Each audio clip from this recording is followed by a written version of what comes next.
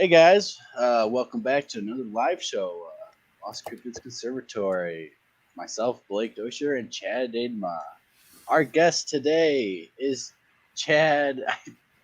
How do you say Jay your last name? It's Jay. Bachochin. Jay But That's right. Bachochin. That's right. Hey, I Okay. forgot to ask. That's my bad. Finding Jay, hunting the truth. All right. that's Nice right. time. That's right. Hey, I say call me anything you want. Just don't call me late for dinner. My last name gets hacked all the time, so it's totally cool. You know the two most confusing last names to pronounce by the spelling in the Bigfoot community is Blake Deutscher and Jay Bachochin. Hey, I would there say you go. so. You Right. said All them right. good. All right, Jay. Let's just get right down into it. What got you into the subject of Bigfoot? You know, what started you out, and how did you Yeah. have your first encounter?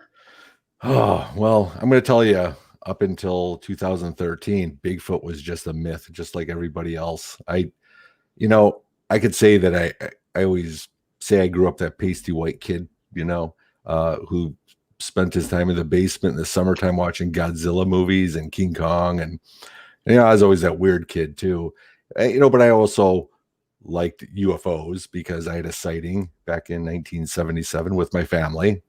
My grandpa was in the early chapters of MUFON in Chicago. And so we connected a lot, me and my grandfather. And, so throughout my life, I've always been interested into the supernatural, not just the paranormal. Maybe in 1984 when Ghostbusters came out, I kind of got more into ghosts. But, I was always into that weird supernatural type stuff. And I think it was probably, we'll just go to where I started my team. In 2006, me and my wife had an East Coast honeymoon, and it was in October, and we were doing the East Coast side there, and we came into Salem, and it was during Halloween. And so we did the witch, tours and stuff like that. Then they had like a ghost tour. I'm like, that sounds interesting. I know that Taps or Ghost Hunters was the only thing on TV. Yeah. And I always thought, again, anything on TV for entertainment purposes, I really want to find out if maybe there is something to it. Who knows?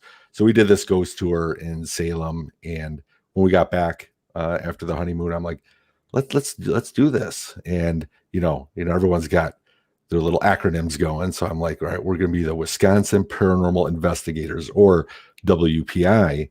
And our mission, at least my goal, was always to hunt the truth. Now, not physically with a gun, and I'm not going to be hunting and looking for the truth. I'm searching for the truth. That's just the little slogan mission statement. But I still hold true to that. Again, Bigfoot, not even on my radar. I mean, I've seen Harry and the Hendersons. I saw the Patterson Gimlin film probably back in the 70s on Mysterious Monsters. It was a movie my dad took me to. So I saw all that, but again, I'm thinking, well, how many people have been looking for this for so long and nobody's ever found a body? They might as well be looking for a unicorn. And so Bigfoot was never on my radar. Long story longer, was 2012, 2013. We were doing a lot of the ghost hunting with a team. I had a team of up to 10 at that point, and we would do businesses, homes, set up the surveillance, go through all the audio, the DVRs, digital video recorders, and digital voice recorders. And again, where you would be spending, have 30, 40 hours worth of things to review to try to find that one shred of evidence. And we have come across some definitely weird paranormal things during that. But, I live literally a 15-minute drive from Bray Road here in Elkhorn. That's Beast of Bray Road. Again, I've heard of the Beast of Bray Road living up here, but I'm like, really, a werewolf? That's kind of how I kind of took upon it. But I'm like, you know what? Just Yeah. But I mean, again, I didn't hear about Dogman or anything like that. It was just the Beast of Bray Road. It was a werewolf. And I'm like, you know what? Instead of waiting for people to call us, because we had a website, they could request an investigation, you go through all those steps. I'm like, Bray Road's right there. Why why are we limited to just ghosts? And so we started doing that a little bit. This is prior to where the team kind of just dissolved, where they went their own way, created, they bounced right back and started their own paranormal team, which was great. And that kind of left me and my wife, we were the founders, and my wife at the time kind of, we still had 2 small kids, kind of took a back seat. So it was just me. And which was okay at that point. And but right prior to that, we were patrolling Bray Road, and we kept driving north, and we ended up in the Kettle Moraine. And I remember it was October 19th. It was right around 9:00 p.m., dark, beautiful fall night. And we found this spot to pull off the side of the road. And I mean, it's incredibly, if you're going to talk about being squatchy now, that's what it looked like. But it was still kind of an ominous look. And we're still looking for the Beast of Bray Road. And we get out, and I have my old crappy digital tape night vision camera with a real bad mic. And we literally get down this one path, and we heard something that to me still blows me away. Because, I've deer hunted, but I'll never say I'm an Outback Jack. I don't, I'm not going to be. I've been in the woods for 50 years, and I know every sound of every animal, right. Everything out there. And we heard what sounded like, I always say a primate, a monkey type call, but it almost sounded human as well. It sounded like it had a voice box. And we heard it a couple times. I was able to capture just one piece that's in the documentary, but other than that, we heard it with our own ears. So that sound that you hear in the documentary doesn't do the sound justice. And it was pretty creepy. And we didn't really stick around that long because, again, we're just newly into the woods. So we kind of take off, and we're on the computer going to all the native indigenous animals here in Southeast Wisconsin and trying to compare with all the soundboard of what we heard. And there was 4 of us, but there was 3 of us that were around the same age.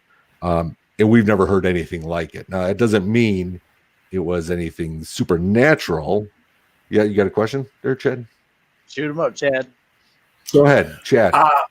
What I want to do, my friend, is speaking of the documentary, which I highly recommend. We're 7 minutes in, and we'd like to also have you mention it at the end. Would you like to tell everybody your documentary, where they can find it, where they can find you? You can find me at jbachochin.com. You can find Finding Jay on Amazon Prime. It's been out since July of 2019. And I also did kind of a follow-up special bonus material that adds more to the film that was supposed to be on Prime, but at the last minute, Prime's community guidelines doesn't put special features on there. So that ended up on YouTube. It was going to be free anyway. And honestly, it doesn't matter where you go to see it. It's out there. But that's how you can get a hold of me. You can find me on Facebook. You can actually, if you go to my website, you can find me everywhere, wherever I'm at. So that's it. That's my plug. I didn't mean to interrupt you, but I felt we're 7 minutes in, and get that in. It's okay. I was getting real close to my long babbling story that I always say. No, it's okay. So you were trying to find the sounds that matched. So right. We were trying to find the sounds that matched. Couldn't find it. But at that point, it did make me think there was something more than, maybe something's real out there. I didn't know if that was a Beast of Bray Road or whatnot. So I kept going out, the next month, because that was in October, went out in December, went out in January, I think once. Finally, that fateful February 8th, 2014, beautiful snow. We had babysitters for the kids. My wife's like, let's go hiking. And I'm like, what? Right. Yeah, all right. I mean, she wants to go hiking. Yeah, it's a cold day. I know exactly where we're going to hike.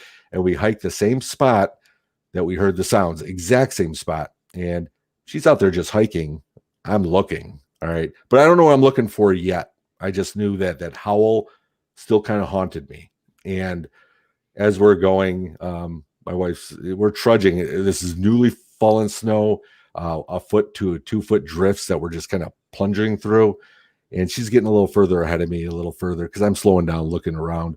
pretty soon she's about 50 yards up the hill and a little bit down. So I don't see her, but we're not that far because, if something happened, I would be able to hear her. Of course. But all of a sudden I am following her tracks and I see these two big divots that are going over her tracks, freshly new snow, her tracks. And they're they're going completely over. At first I'm thinking it's a rabbit, how rabbits can leave those impressions in the snow. And I thought, like a deer, how deers will, it was coming down a kettle. So I'm thinking maybe it's prance. It was none of those. I was looking at it and it resembled what looked like a foot. And I'm like, no way. And it was plunged in there really good, freshly, white snow, and it was still snowing down. And as I'm examining that a little bit, I look up and there's another one. And then I see another and another. And, now I'm filming because I document everything. I wasn't doing it for a documentary per se. I just document. So I'm sitting there with my iPhone 4, taking video of the footprints, and then I'm turning around to see where they came from. And I turn around and I'm starting to go up the kettle. And as I'm going up the kettle, son of a gun, there's these weird wood knocks that are happening right in front of me. I was going to, how you can kind of sense distance. I was going to say 25 yards away, I should be able to see it. I'm holding the camera like this and I'm looking with my eyes and I'm not seeing it. And it's going. Finally, my wife comes back and she goes, well, where were you? And I said, well, over these two prints that you just walked by. And she's like, oh, wow. We kind of looked at those. And then I showed her the video and her eyes got as big as saucers because she thought that was me trying to bang on sticks for Bigfoot. And I go, no, it wasn't me. I was recording it. And at that point, I think that was the hooker because, well, that didn't sound right. The hooker, that was the hook, the catapult that got me into where I am today. So that's the long version of how I got into Bigfoot. All right. Yeah. So, what else do you got going on right now? You mean currently? I have not stopped researching the kettle moraine, not even during production, finding Jay. So I still get out, the best I can once, sometimes twice a week, and I do it all year round. Through the sweaty, mosquito-fed kettles to the, minus 15 degrees, I'll be out there. And currently, usually around deer hunting season, though, I do take a back seat because got to give respect to the hunters, let them do their thing. I'm not going to go in there and ruin their game. Plus, I don't want to get shot. My wife says, if I ever got killed out there, out in the, she'd kill you. She would twice. Yeah, you'd be killed twice. I'd be killed twice. It'd be humiliating. So, but I'm still doing that.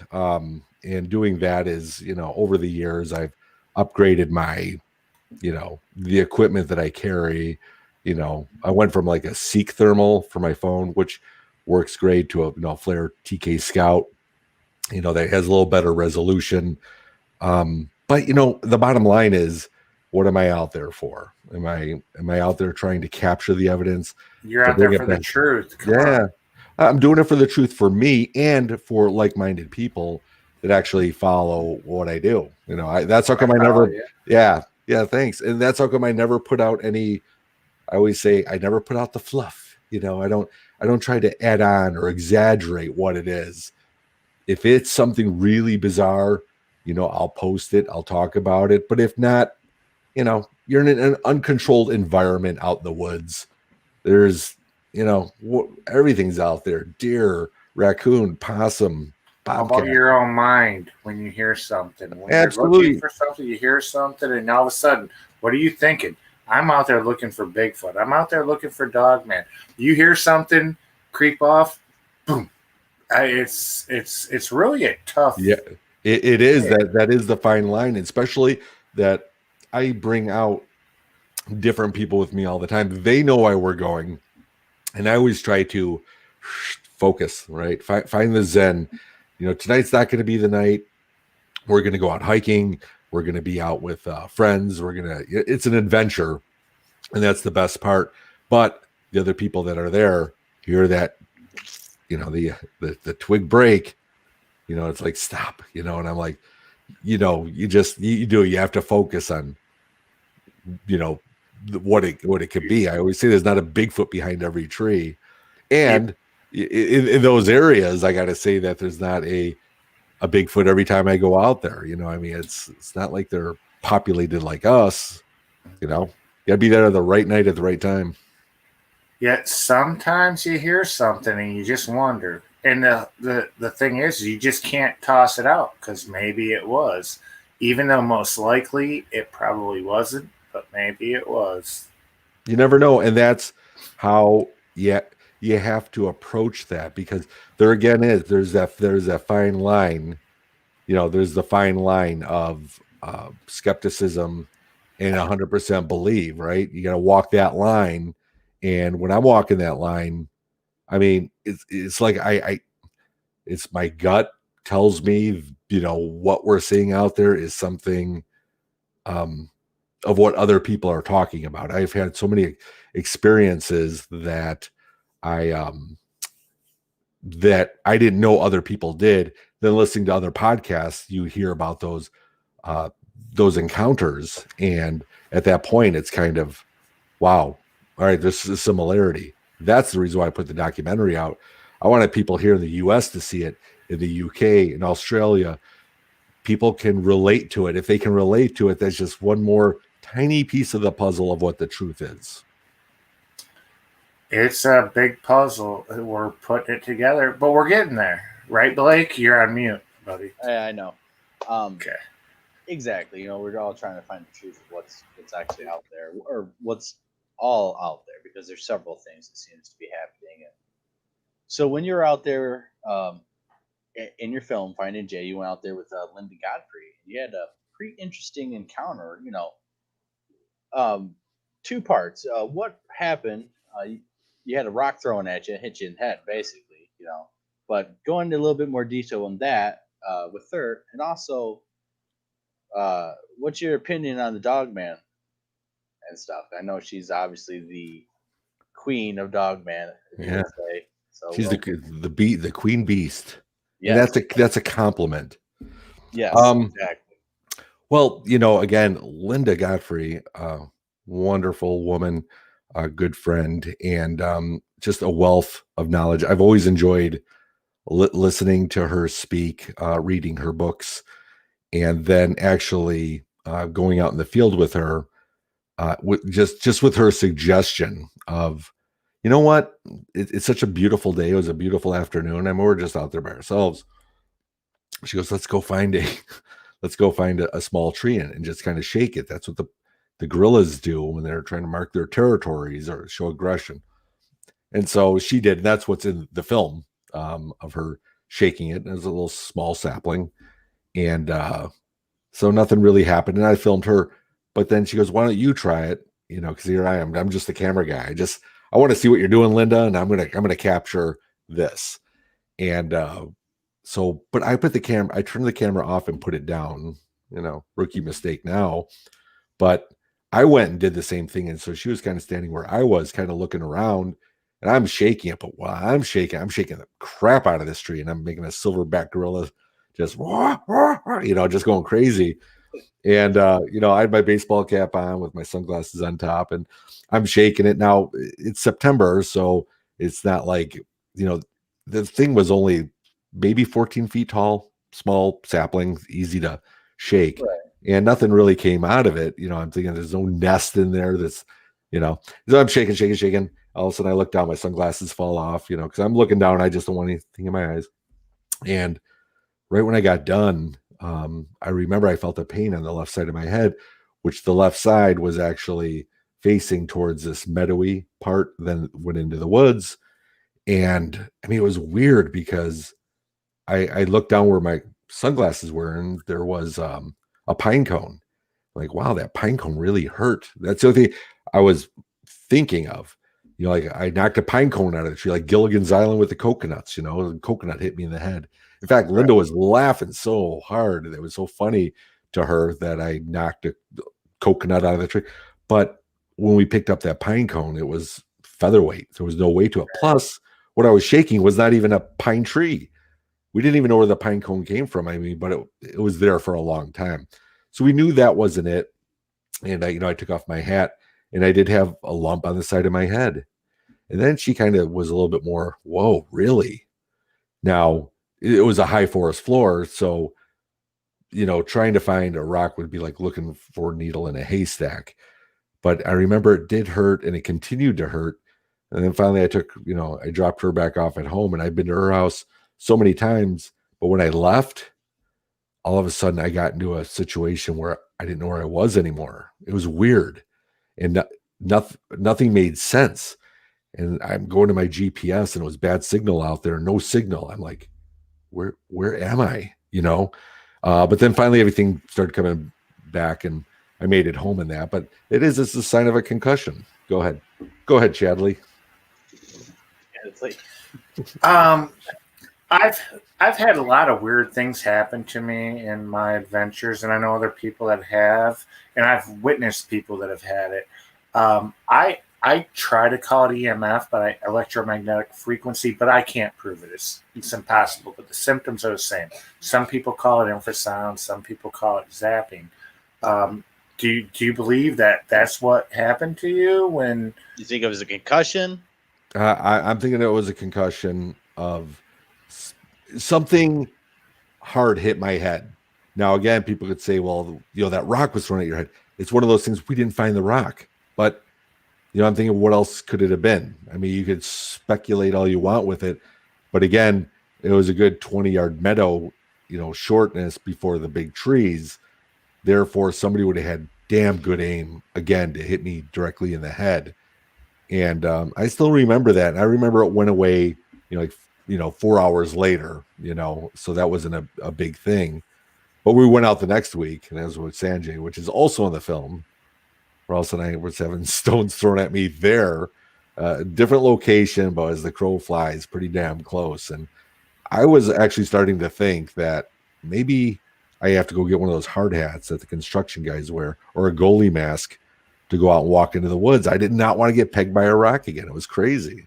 So I don't know. And the thing is, I've heard of that later on that, could it have been a dog man, but I'm like, well, I'm finding prints that are human size, but very large, not really finding any, dog type or canine tracks or anything like that. But I mean, again, who knows, what if it was, just somebody that had a good throw that just wanted to throw a rock at me.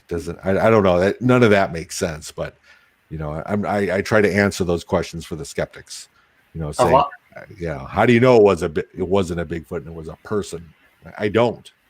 But a lot doesn't make sense, Jay. And now, have you ever had, back to my original question, have you ever had loss of time? Have you ever had things happen to you out of nowhere in the middle of the woods? Oh yeah, panic attacks. I've had loss of time 4 times out there in the past 7 years. Some was like a 26 minutes. One was an hour, a little like an hour and 20 minutes when I was out there with Mary Marshall. And it's really weird. And the reason you just kind of know it is certain paths have a certain time length. Now you could say, well, you were stopping, you were looking, and whichever, you were distracted. It took you longer than it should have, except that I carry an audio device, and a lot of times I'll before my body cam, I just walk around with my camera going. Even if I wasn't looking, I'd always just have it on. And between the time that was recorded on the video feed versus the actual time on our watch, walking in was off by 26 minutes. And none of that made sense. And there's really no way to prove that, in any of the instances, but we did make mention of it. And it just didn't happen with the same people. I mean, I was always the X factor. I guess I was always there, but it was always with somebody different that we lost what seemed like time. Don't remember any blackouts or anything like that. And everything seemed normal, but there's 26 minutes missing that should have been there. So I can't explain it. Nice. Yeah. Let's talk a little UFO and the Bigfoot phenomena. What's your opinion on? Is there a correlation between UFOs and Bigfoot? Is there a correlation, even more importantly, between UFOs and us? You know, it's always a tough one, and I guess that's going to be to where I believe that Bigfoot is flesh and blood, number one, but I also think that it can do supernatural things. Just the way it moves or the way it can cloak itself, and maybe it's not even so much a cloaking like Predator, but the way it could just be still like a statue and just blend in. And that might not be a supernatural thing, but the way they move, we're talking about before you're talking about silhouettes that you can see at night. And there's one night, it was actually Mary again and I were on a 300-foot kettle in February, a lot of snow on the ground, lit sky, so you didn't need a flashlight at all. You could see every tree, every brush, everything perfectly. We found this huge fallen oak branch that was perfect to stake out in, so we didn't have to sit in the snow. So we sat on each side. She was looking over my left, I'm looking over her right shoulder, and I'm always recording. But right before anything happened, she saw kind of an orange orb at the bottom of the kettle just for a second. I didn't see it. Now, I've seen orbs, and we can get into that too, about the whole, do you think UFOs are UFOs and Bigfoot are connected? But after she saw that, about a minute or two later, I'm going to guess that I was looking and I see what looks like a big gangly chimpanzee. And it was like on all four. And its butt wasn't touching all the way down, but it was like I'm looking at it, and all of a sudden it goes behind a tree, and it moves so silently. It almost looked like the thing was a statue on a wooden pallet with wheels, and somebody just pulled it behind the tree. That's how it moved. There was no movement of any type of animal. It just glided. And those are one of the supernatural things that I think that they are. So, can we do them as humans? Do we say they're extraterrestrial because we're seeing orbs around them that these physical beings can turn into energy and move around? And that's how come you only see the one or two prints or one footprint then gone. How do you explain that? It's hard for me. I think I lean towards something crazy like that. With that. Yeah. Is it Bigfoot, or is it other things going on that are happening in the same areas as Bigfoot? Because again, most people I think there's some people out there who say they see them transform into orbs of light and all that, but we're not getting it on camera. Most people are not experiencing that. Now, I've seen orbs in the same area as Bigfoot and had a Bigfoot activity happen soon after, but I don't. But again, it's. Yeah, I just like Chad. Chad's holding his doggy, Great Poochie.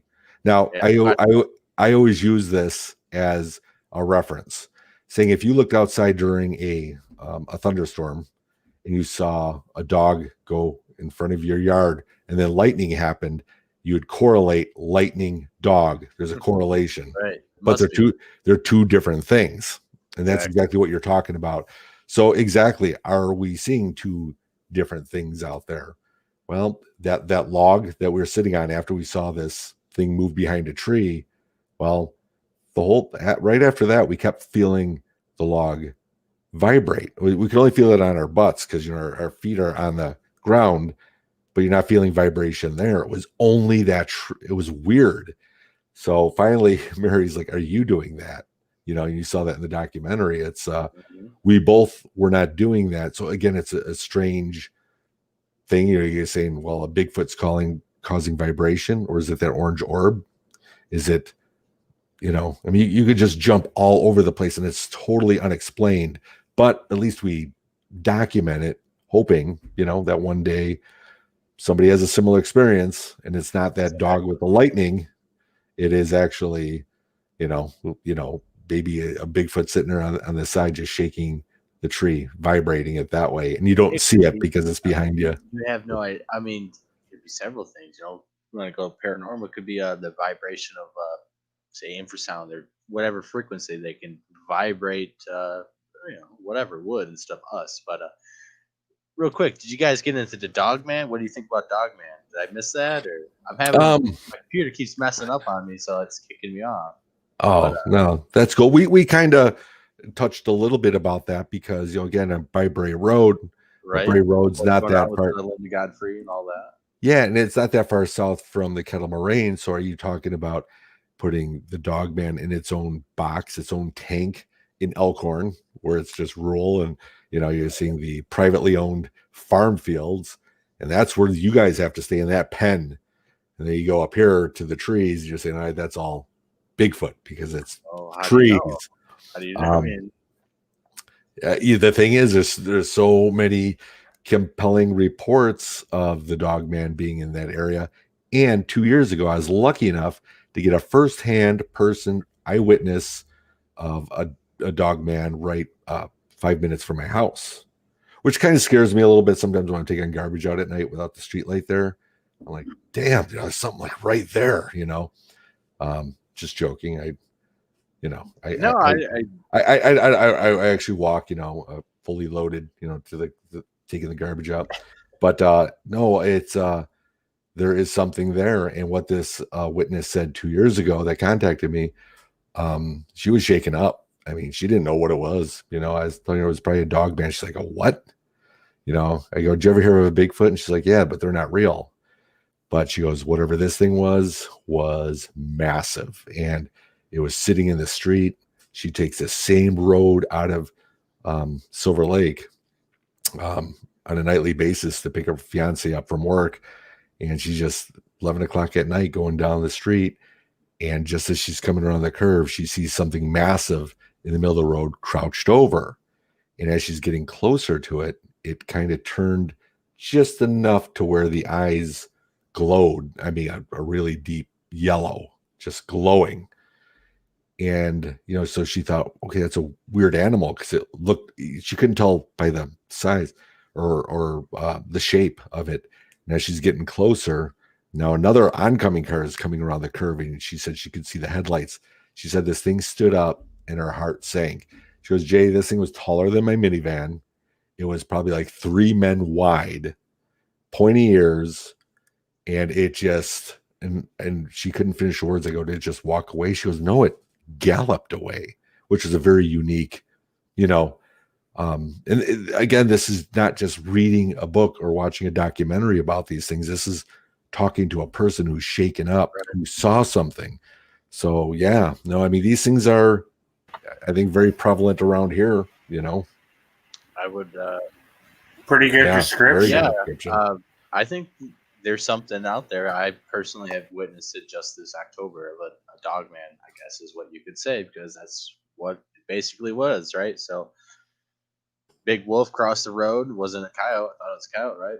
We don't really have wolves as far south, and it's huge, and then all of a sudden across the field it runs on 2 feet like a man. Okay, my girlfriend, fiance now, is in the car. She sees it too, and I would have never thought, they're out there like that. Always thought misidentification, but right. Now when you get into it, is that a creature or is that Native American like shamanic activities? You have a legend of the skinwalkers and Native American tale. So what is that? Further questions and stuff because well, you must have Native American stuff down there in Wisconsin. Yeah, well, Wisconsin, that's where it is. As soon as you come into here, we got cheese, brats, Packers, and Indian or Native Americans. So definitely, but I love Wisconsin. Don't get me wrong. Anything special about the kettle with Native American wise? Any myths or legends that you know of? Well, it's more of what was back there, and I think it was the Ho Chunk tribe was kind of a mixture right in our area. But and the thing is, that's what we've always been trying to search to find is some Native American legends on that, because right now it's kind of tough to find. You kind of know where they were positioned, but not so much the stories. But definitely Wisconsin is, filled with FG mounds everywhere. I'm wondering sometimes if I'm in the kennel that I'm not walking on a big wolf effigy mound. You don't realize it because it's just overgrown. Exactly. So, again, people would say, well, then you're going to get into spirits. Maybe that's what the orbs are. Or, maybe the dog man is a protector of, effigy mounds. I've heard that before too.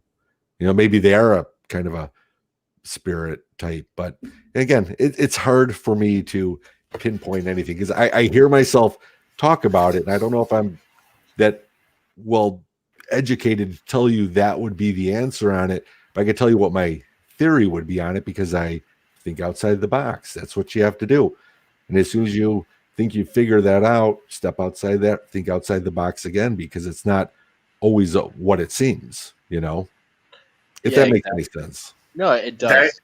We all have to remain open-minded. We have to keep everything in open mind too, because what if you are dealing with spiritual stuff or energies inside a forest? What if that's just remnants of a different time? Manifestations.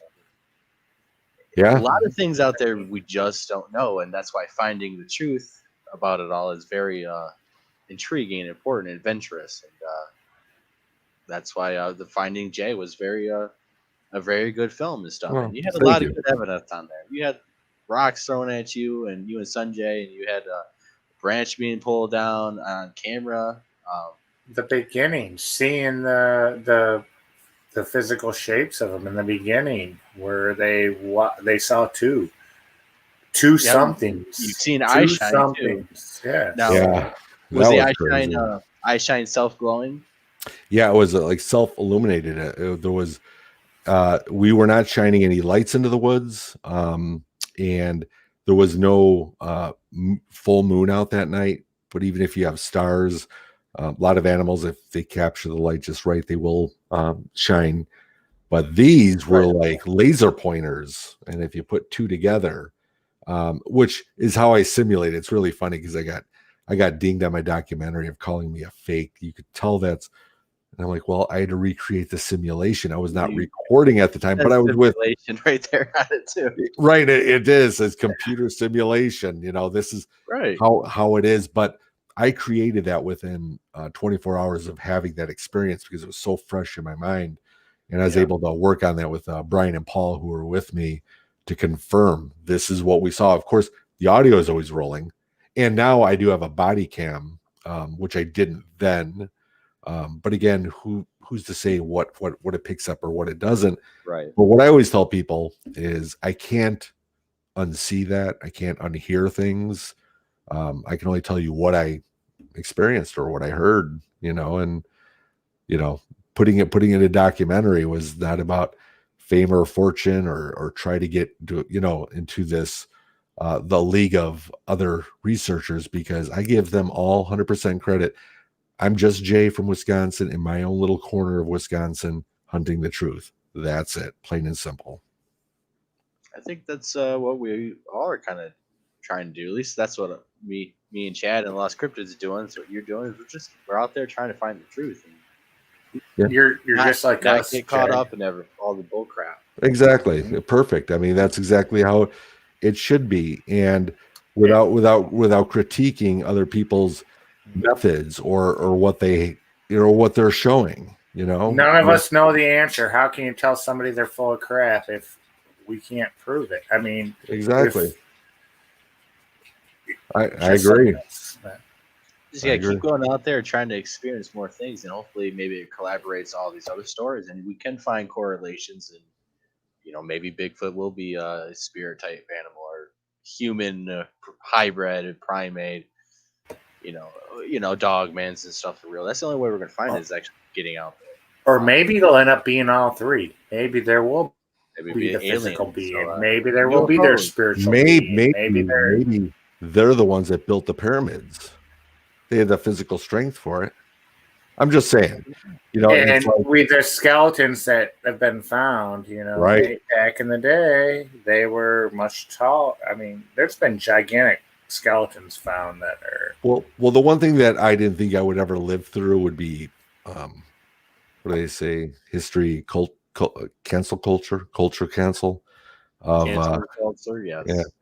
I mean, we saw it this year with all the statues coming down, but you wonder if something like that on a big level, the big skeletons were canceled out, and over enough time and generations, that just became hearsay, which becomes a myth. But you know what I mean? It's civilization breakdown. Yeah. Yeah, very much so. I mean, I think about that all the time, is that nothing that you see on TV is real. So that's just how I look at it now. It's like, I just need to be out there. I need to discover the truth for myself, to at least report it and document it, to put it out, to be talking to guys like you, where we're all the same, of saying, hey, wow, that is something.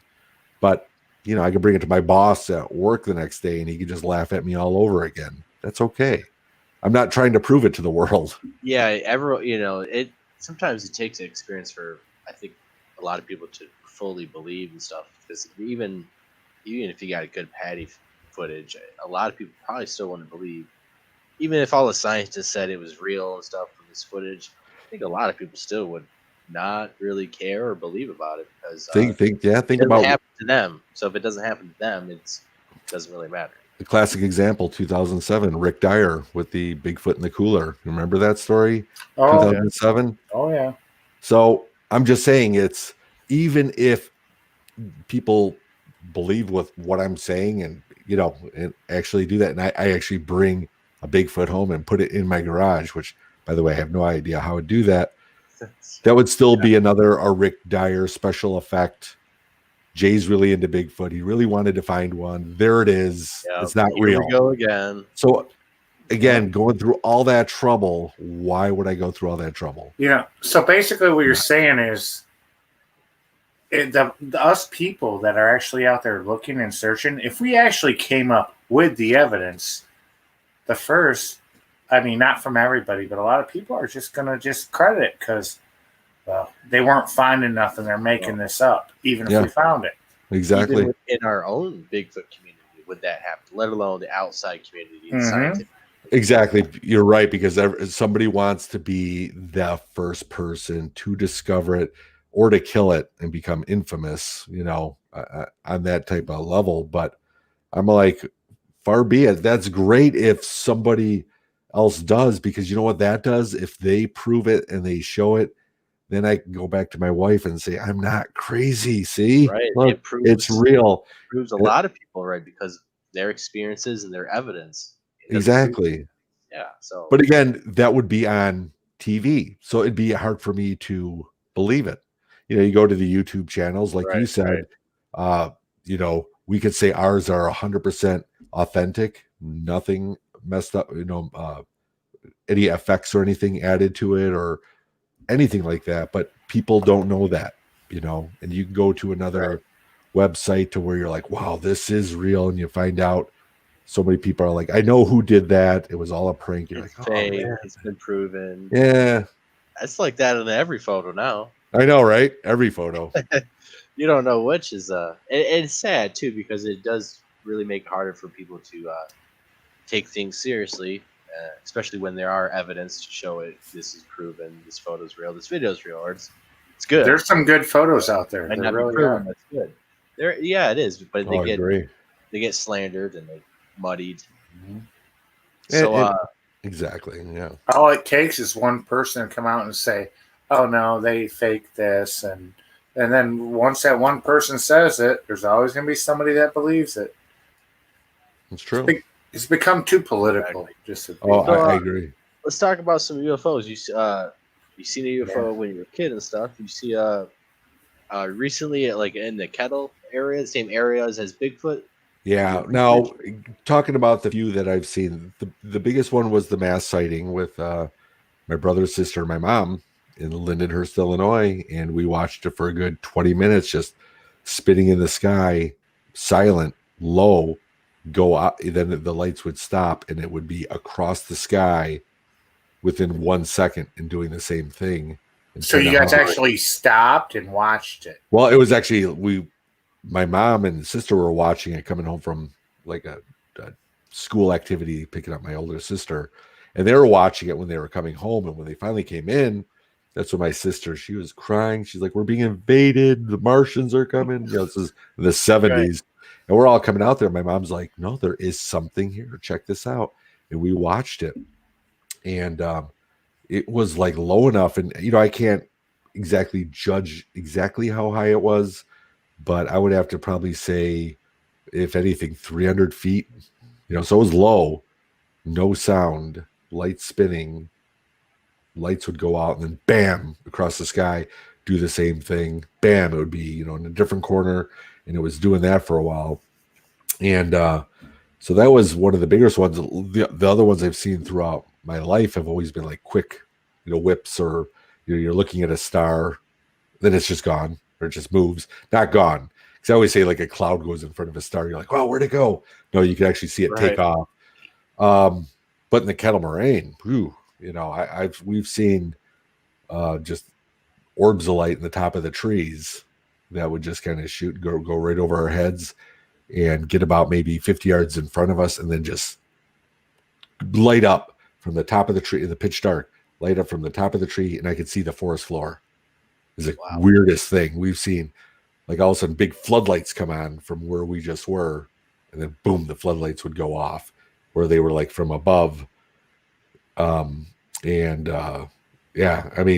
one of my latest ones, and I'm hoping that I catch a lot of these on my body cam now, which I caught one November 19th, 2019. I just haven't released it yet, just because real quick, a little sidestep, I don't like to just post one thing out there and it's like, "Oh wow, all right," and then you move on to the next day.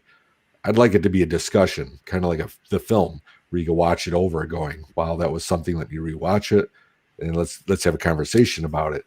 But whatever this was that we just saw a couple weeks ago, which I did not capture on my body cam, was this stationary light out in the kettle. You're like, okay, well, that could be, maybe that was a house. You're 300 feet up, and you're looking down over the views, and the trees are starting to lose their leaves and everything.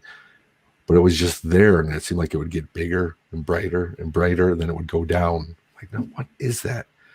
So I was out with Karen at that time, and she starts to look and still try to figure it out. At this point, I'm turning to my left, and I see this, probably about 25-ish yards from me, going down the kettle, this orb, perfectly just bright, but it wasn't casting like a headlight, and it just zipped from my right to my left. Just covered about 20 yards. Really bizarre. And I'm like, whoa. And then before Karen could turn around to show her where I was looking, it went from the left to the right. So it definitely had some sort of control to it, And if you know your research area, it's not a car, it's not a bike. And the reason why you know that, because you know where you're standing, and what's down there is no trail.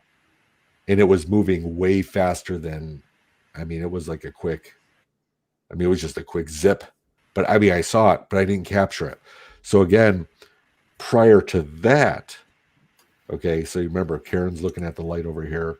I'm seeing lights over here. Right prior to finding the stationary light, we're looking down in the woods, and we're both wearing like baseball caps. And right above our heads was a flash. Now, the reason why it's so unique is because if you're out in a lightning storm or just there's a flash of lightning, everything lights up, right? If it's a flash of lightning, like even if it flickers, you would see everything lit up. It was your whole surroundings would light up. Exactly. Yep. In this case, it was right above our heads, and all we could see was the light coming from the side of our caps. A quick flash right above us, nowhere else.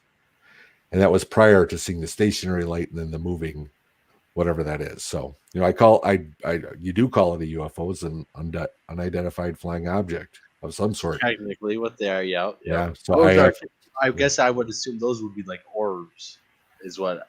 Yeah. Chadley. Yeah. Okay. I hope to keep you on for a little longer than an hour at least. Maybe we go an hour 6, hour 10, whatever. That's totally fine. I'd like to offer up the chat to we're going to start taking About questions that time. now. Okay. Let's start taking some, but go ahead and keep talking. I'll interrupt you in the middle, but go ahead, keep going. You guys. Okay. You were talking there, Blake. Go ahead. Chad interrupted me. We're bad.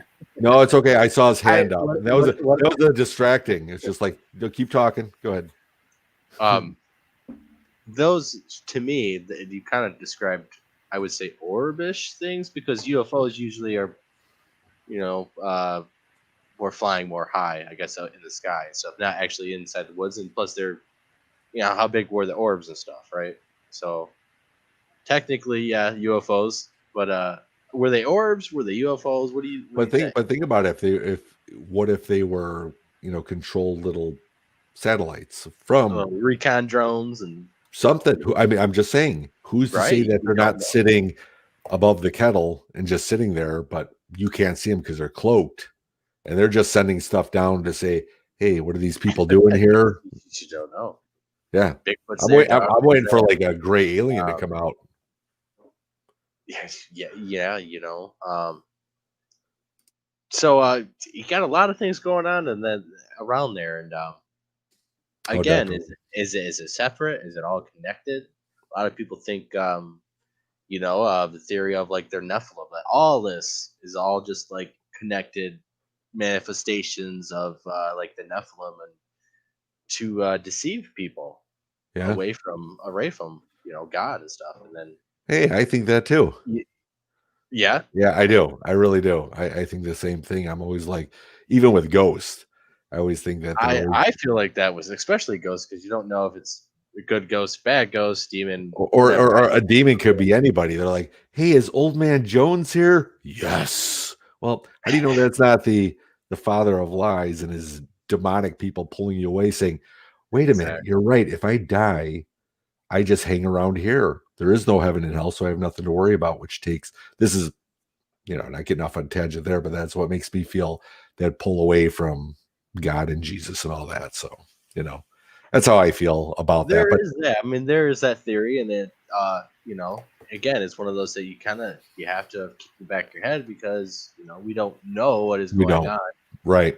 Some people are witnessing, overlords of Bigfoot and are giants and stuff, things that are talked about in biblical writings. Right. In modern times, we don't have a reference to what's going on, what these things are. So, is it all connected? We don't. I kind of hope not, because then isn't our full reference all fall from Native American and ancient people? Not even. I mean, we have reference biblical, but our true reference, the most validity that we have on this topic, comes from Native Americans. And that's a lot of varieties in those writings too about Sasquatch, right? Spiritual guardians, forest spirit, elder brother tribe, another tribe. So again, it's pretty varied in what they are described and stuff. And I still feel okay about that. I've been out there for 7 years, and I still have my life to keep talking about it. So I don't feel like, We got a question. Yes. From Hide and Seek Archives. You got it there, Blake? Yeah. What kind of screams or yells have you heard, and how close? What do they sound like? Believe it or not, in the past 7 years, they're not all that vocal out there. Now, there might be a reason for that, because even though the kettle's vast, you still have communities around there. So maybe they're in a situation where they're not going to be really screaming too loud, or we're just not there when they do it super late at night. But from what I heard, the only basic way I could describe it, and I'm older, so I can watch some old movies of boats going down the Amazon and the effects of the howl monkeys that you'd hear. It's so hard to explain, because it's such a unique sound, and kind of a long drawn out, which you think something with bigger lungs would come out, but it also sounded almost like a person doing it, but it didn't sound like a person. That's what's really kind of screwy about what I heard, is it didn't sound I always say I'm not an Outback Jack. I'm not, spend 50 years in the woods and I'm an expert hunter and a tracker or anything. I'm not. I never say that and never admit that. But from what we heard and what we could discover, sounded like a cross between a howl monkey and a person together as one with a long drawn out howl, which you can actually hear on the documentary. I did capture one sound out of the 4 different sounds, crappy digital piece of crap I was using back then, but I was able to capture one and isolate it, and then I amplified it. That's on the documentary. So is it okay if I follow up on that question just a you little sure bit? can. Okay, so now howls and screams and all that, I totally agree with you. I've had very few in all my years out there.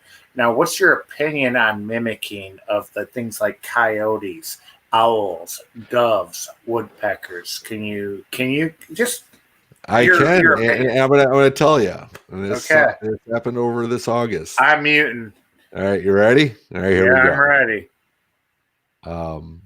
We were out. There's 3 of us that were out late on an August night, and very quiet, no wind, and you heard a barred owl way on the distance. Who cooks for you? Who cooks for you? That out there. And off to our right, where there's another trail going down, it's about 10 o'clock at night. We've been out there in this staking out this location for a good hour and a half already. And all of a sudden, it sounded like, it almost sounded like I don't want to say a person, but it was going, hoo hoo. All right. Now, if that is the worst mimic in the world, you would say, well, Bigfoot's not very good at mimicking. However, here was the weird thing is that I was right at the corner of the curve of where this path is. And I immediately put up my flare right away. Cause I'm like, is there somebody here? Like literally right around the corner. And I get over there and I'm looking, I don't see any people down the trail.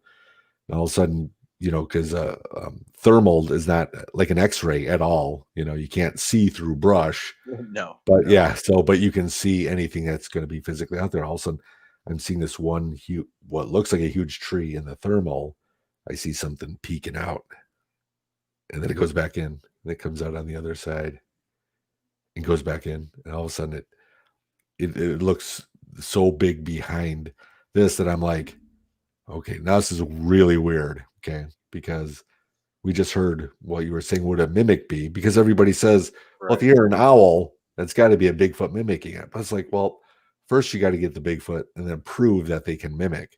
But then it would make sense as if they lived in the woods, and the woods, that's where they live. That's their environment. They would easily be able to do that, to, call other animals or whatnot, not just howl or make monster sounds or chatter like that. And but that was really, really strange about the weird owl sound. And I use a boom microphone, and of course, when it happened, it happened in a different direction to where I could barely capture. Of course, right? Every piece of evidence that you need clear is non-existent, or you can barely. It always happens. It always happens. And just as I saw that, then this is where the weird dog and lightning thing happened. Okay. After that sound of the hoo and seeing something behind a tree and then disappearing, all of a sudden directly in front of us, here comes a light, just like I told you before, going right through the trees. And then all of a sudden, just this wreckage, as if one of the guys I was out with, he didn't really know that area in front of us. He goes, that looked like a bike was coming down a trail and then wiped out and just crashed. But you think about it, you hear a lot of stories of, Bigfoot leaving and leaving like a rhino and just, nailing everything down. But there was that light. Well, here's the thing. I said, there is no trail there. In fact, if we kept walking, we'd go down a 200-foot kettle. So whatever this was flying and then all of a sudden breaking. So, and, to answer your question, could mimic? I think absolutely they can. So thank you for that. Blake, there's another question out there. Yeah, real quick. I got a question, actually. It was about your film. Okay. There's a section of you hear their woodpecker alarm. And at first you didn't know what it was, so you after spending a couple hours, you found out it's a woodpecker alarm and stuff. And you say you hear it fairly often out there, and I actually hear that and have heard that Me pretty too. regularly. I do all the time. Yeah. I think it's rocks Maybe on not trees. always when encounters are happening, but definitely have heard that several times since the Squatchy airs, and I know activities has happened. Yeah, I mean, those are the only two things I could put together is when it happened to Blake and I, my son, not you, Blake, but my son, Blake. Right. Good name, strong name. That's it right. means blue German. Blue water. It means blue In lake. German. Oh, blue lake in German. Blue Okay. lake. In old German. Oh, blue German. You remembered half of it from earlier. That's I know. I was actually joking too. I know. But Good though. After I heard that with Blake and I, then going back to Sanjay's and some other things that I've never recorded yet, recorded but heard, is saying that, all right, it's a plated woodpecker. That call is a self-alarm, just like a squirrel. If you're out deer hunting, the squirrels Blue jay. Yeah, he spots you. Crow. We've heard blue jays a few times actually. Yeah. So the thing is, so is it a mimic, or is it, this is the first thing I thought is the plated woodpecker was just minding his own business, and all of a sudden the woodpecker noticed a movement of something that, wow, he was above something that was, the bird didn't even know was down there, and that's when the bird alerted. Again, just a theory. You're right. I know some of the times I thought maybe that is it mimicking, because it's an alarm call, right? Is it mimicking? Is it making an alarm call? Are they doing that because they spend all their time out there and they sit and watch and they have nothing else to do besides probably practice and things and think about strategies, what to do, and you got to think, try to practice making calls. It only helps them mimic. So no, definitely. It's hard to say, but I definitely found a correlation between our research and stuff over the years and my own personal stuff in that particular part. So that's cool. That's awesome. That's why I put it in there just in case. It caught my attention real fast when I went to that section of the film. So, Jay, what do you think they are? Difficult question, Jay. I know, just opinion. It's all. No, I know exactly what it is. It's the eighth miracle of the world. Problem solved. Okay, but I mean, it's a great question, and I there is no wrong or right answer because we don't know what they are. However, since he did ask, I will tell you that I think they are the first people. Therefore, when I go out and do my hikes, I'm not out there looking for a gorilla or a monster. I feel this is how I approach the woods: is that they're people, they're woods people. And it helps me to identify them. Am I crazy going out there waving at them, talking to them, and all the raccoons and possums are laughing at me for doing it? Absolutely. But it's just like talking to the air with an EVP. You're talking to a ghost that you don't know is there or not. But I believe they are a first people that have evolved separately into the woods, that have evolved to having these special abilities to survive in the woods. And because there's one or two things that I can really pinpoint of being more human than animal, but human with animal instincts, is that they know what a consequence is. Now, if we go back to just being an animal, if I'm out there and there's a rogue bear or a wolf or coyotes or a cougar, and they wanted to attack me because they were hungry or they were just pissed off, they'd do it, wouldn't they? They wouldn't stop. However, I believe a Bigfoot would have to think twice about taking you out. Why? What's the consequence if I take this guy out? Man, we're going to have people treading all over our grounds. They might find evidence of us. Leave them alone. Don't, we'll just do our thing. They can do their thing. But if I take this guy out, we're done for. So a good way to to stay away from us is because there's a consequence. That's something an animal, in my opinion, doesn't have. I completely agree. That's why here in lower, I mean, it happens. Missing 401 stuff does happen, but I think for the majority part, they understand that it's not good. Doesn't bring them any beneficial thing to them. Right, exactly. So I don't know if that really answered that question per se of saying the first Kind people, of, pretty you know, much. because that's what I'm saying. It's people say, is it flesh and blood? Is it supernatural? Right. But what's supernatural? There's things in the oceans that can do things that would defy anything that we could with light and speed. Right. Does that mean it's supernatural, or is it natural that we just don't understand that yet? Or is it cancel culture that these things were known about way back when, and we have just forgotten what they were? Exactly. The lost cryptids. Yeah. That, we had all knowledge of, and then modern man just woke up from a deep sleep. It seems like it doesn't remember anything, and now we have all these mysteries and lost, civilizations, knowledge, artifacts, treasures, and the list goes on and on and on of all these things that seems like we used to know and remembered. Right. We got another question from I'm mimicking.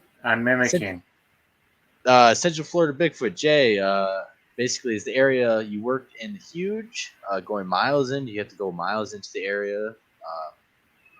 Okay, so well, that's one of always the great things when you hear other researchers talk about having to go out. I was out 7 miles deep in the woods. Okay, let's be real. All right, we have a limited amount of time because I still have to make money. I have a family.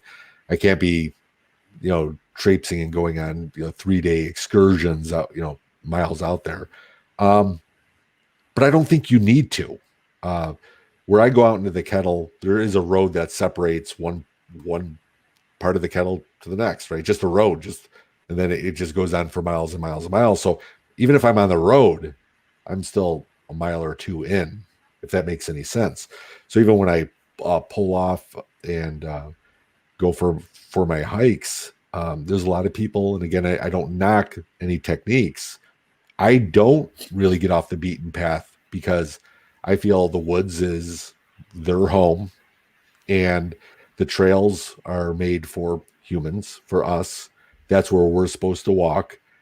Therefore, if they already know we're in there, they're going to see us traipsing, making so much noise like a rhino, trying to get through the woods. And we're like, dude, we know you're there. You're never going to find us. Therefore, instead of us trying to find them, let them find us, thus finding Jay or finding Chad or finding Blake. It's let them come to you. It's kind of like fishing, really. Just have the patience, establish the trust. So when you're out there and you're fishing in a bay, that's what I call it. You find a nice spot, you talk, you be human, you do what humans do, but you also observe everything around you. Anything that sounds like it's getting close. And I know that sounds stupid because you could be in any part of the United States and there could be wolves and bears. Doesn't sound stupid. Well, I'm just saying it's like, relax, just have patience, have trust as a wolf is coming up to you and you don't realize it, or a cougar or whatever. However, they're so stealthy that, you wouldn't hear them coming. I think these things, I do think Bigfoot make themselves known, and they want you to know, especially when they make a sound in front of you and your focus is there so they can run behind you to get a better look at you. It's the whole, bait and switch, or to distract you. And so whenever something like that happens, the first thing I think of is don't look right where that happened.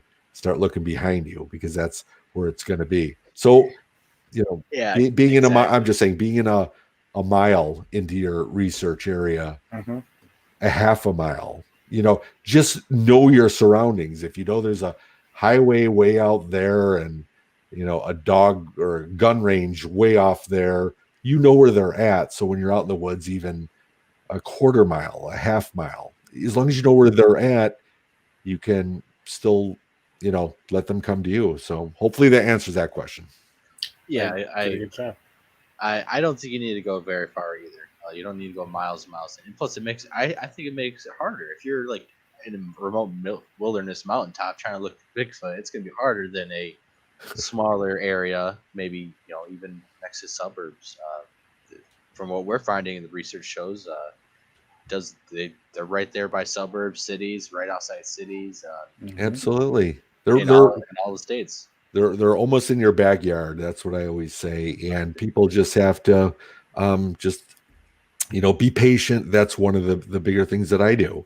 I do this weekly. I've been doing it for years, and every time I go out, I would say at least 4 out of 5 times it's dead quiet. And that doesn't mean that there was nothing there. It just means maybe they weren't making themselves known, or maybe there was nothing there.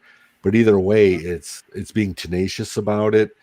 It's having fun doing it, because if you're not having fun doing it, then you get bored quickly. You get burnt out. But man, I love going out. It's especially this time of year where it's cold, no mosquitoes. Yeah, we love it too. We got a couple questions too.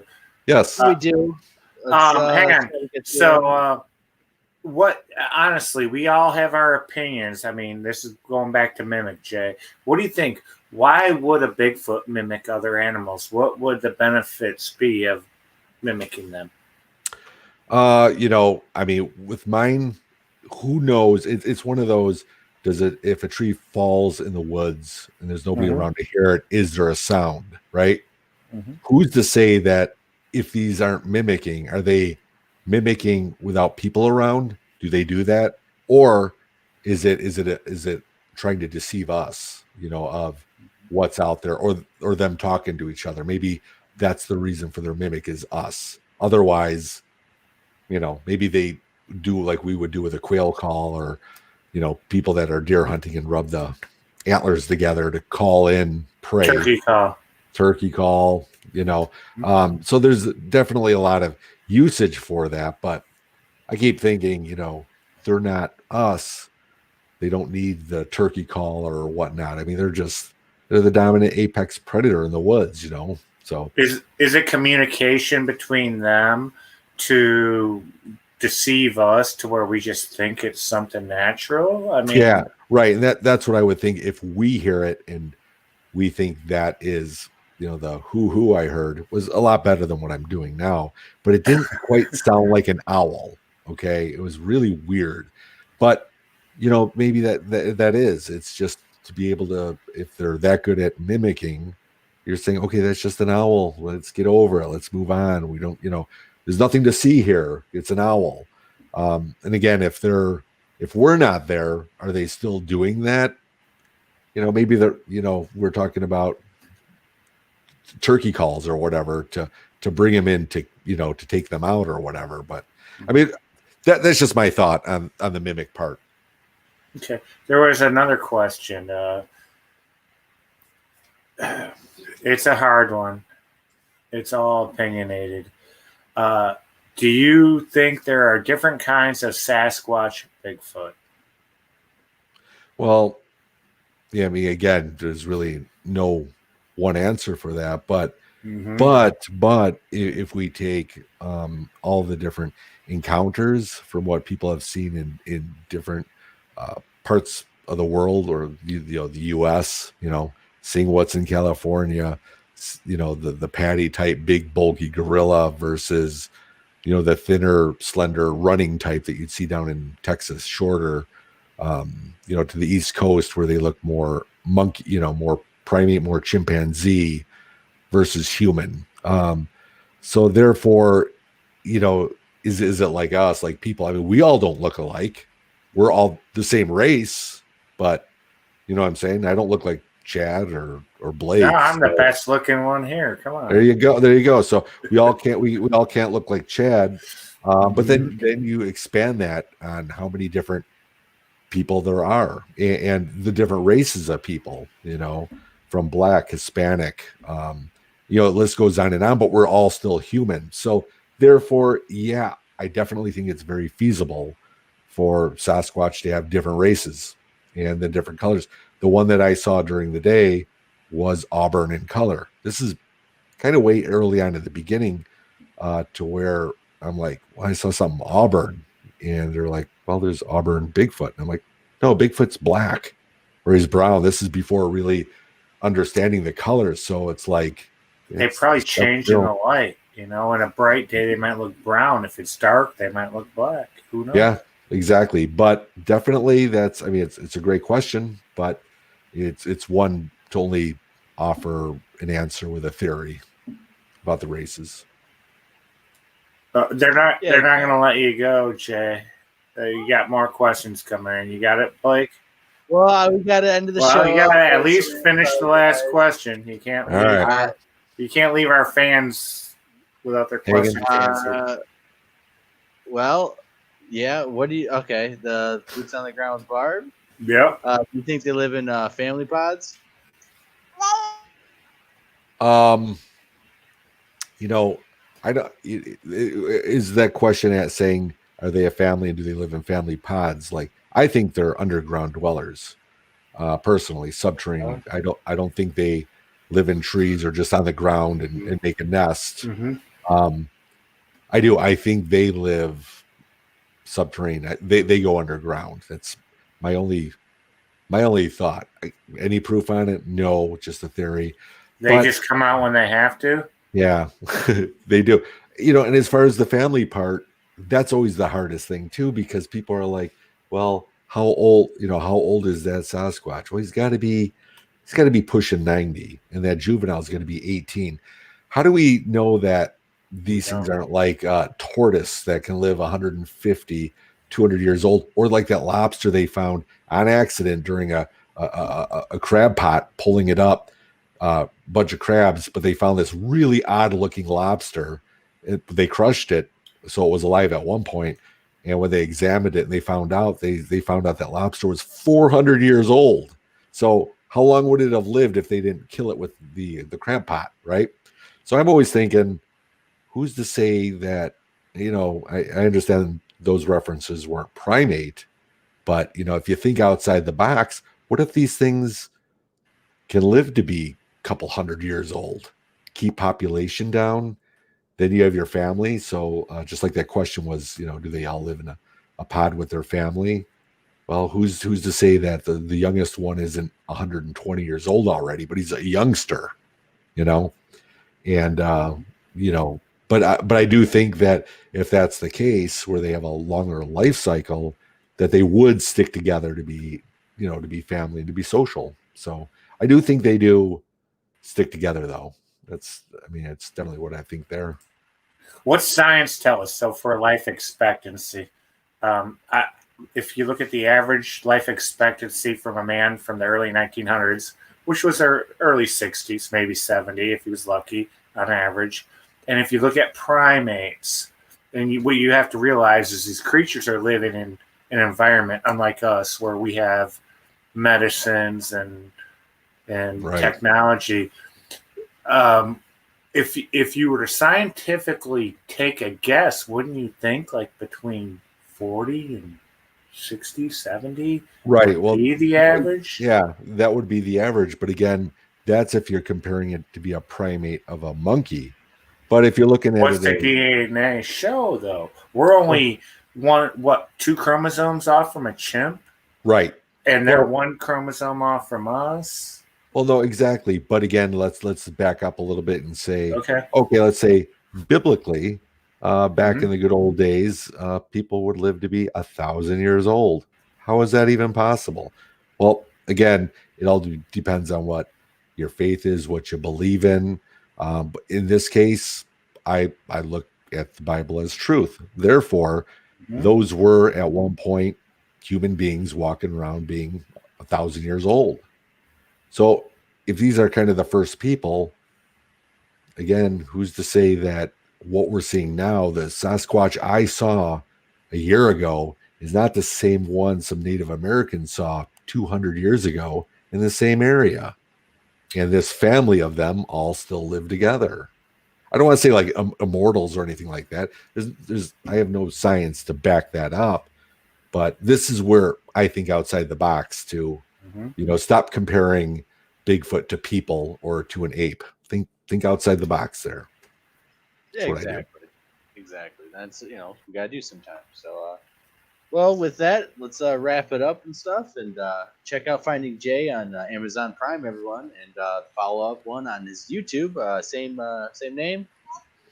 Yep, it's my YouTube channel is under my name, and it's called Finding J Lost and Found Special Bonus Material. It'd be best to see the first film first because it'll make so much more sense than the other one. But just to let everybody know too, I do have Finding J available on Blu-ray, high def, 1080. You go to my website. I'm lowering the price to $10. I mean, it was 20 plus shipping. Now it's 10 plus shipping. But at least it's something physical that you can have for your collection.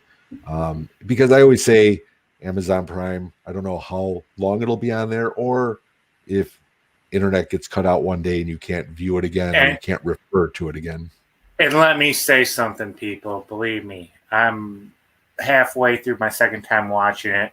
He did a really good job. He put a lot of hard work in it. This isn't just some little YouTube little minute thing. The editing is great. It's good. It's good. I appreciate that. And help support Jay. Help support the people that bring the information to us and that help support us too. Thank you for supporting us tonight, Jay.